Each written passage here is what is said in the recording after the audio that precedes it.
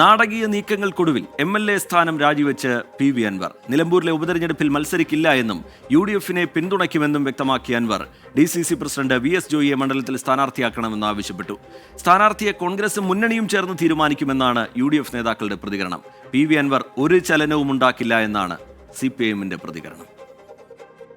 നിയമസഭാ മന്ദിരത്തിൽ നേരിട്ടെത്തിയാണ് speaker AN ഷംസീറിന് PV Anwar രാജിക്കത്ത് കൈമാറിയത്. തൃണമൂൽ കോൺഗ്രസ് പ്രവേശത്തിന് മുന്നോടിയായി മമതാ ബാനർജിയുടെ നിർദ്ദേശപ്രകാരമാണ് രാജിയെന്ന് PV അൻവർ.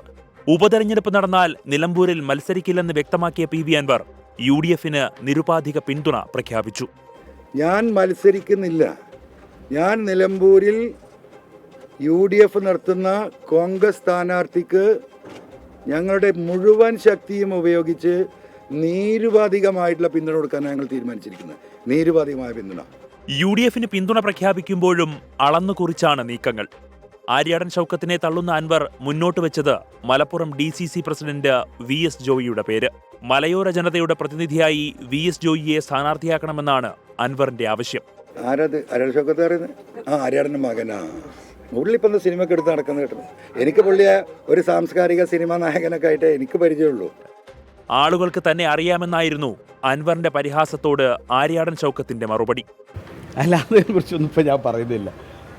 ഞാൻ ആരാണ്, ഞാൻ എന്താണെന്നൊക്കെ നമുക്ക് എല്ലാവർക്കും അറിയാവുന്ന കാര്യങ്ങളാണ്. ഞാനിപ്പോൾ അതിനെക്കുറിച്ച് ഞാൻ എന്താണെന്ന് ഞാൻ തന്നെ പറയേണ്ട കാര്യമില്ലല്ലോ. CPIM-നും സർക്കാരിനുമെതിരെ PV അൻവർ ഉയർത്തിയ നിലപാടുകളോട് യോജിക്കുന്നുവെന്ന് UDF നേതാക്കൾ പ്രതികരിച്ചു. എന്നാൽ നിലമ്പൂരിലെ സ്ഥാനാർത്ഥിയെ കോൺഗ്രസും മുന്നണിയും തീരുമാനിച്ചോളാമെന്ന് മറുപടി. അല്ല, അവിടെ എന്തായാലും ഉപതെരഞ്ഞെടുപ്പ് വരുമല്ലോ, അത് കോൺഗ്രസ് തീരുമാനിച്ചോളാം അവിടെ ആരാ സ്ഥാനാർത്ഥിയെന്ന്. അവിടെ കോൺഗ്രസിന്റെ സീറ്റാണ്.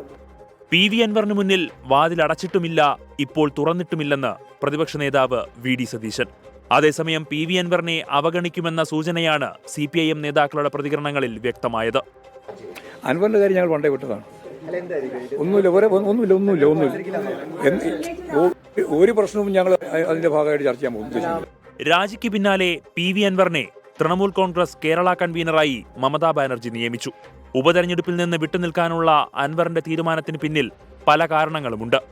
UDF മുന്നണി വിപുലീകരണ ചർച്ചയിൽ തൃണമൂൽ കോൺഗ്രസിന് സാധ്യതകളുണ്ടാകും. അങ്ങനെയൊരു രാഷ്ട്രീയ സാഹചര്യമുണ്ടായാൽ കോൺഗ്രസിനും ലീഗിനും കൂടുതൽ വേരോട്ടമുള്ള മറ്റൊരു മണ്ഡലത്തിൽ PV അൻവറിന് മത്സരിക്കാൻ കഴിയും.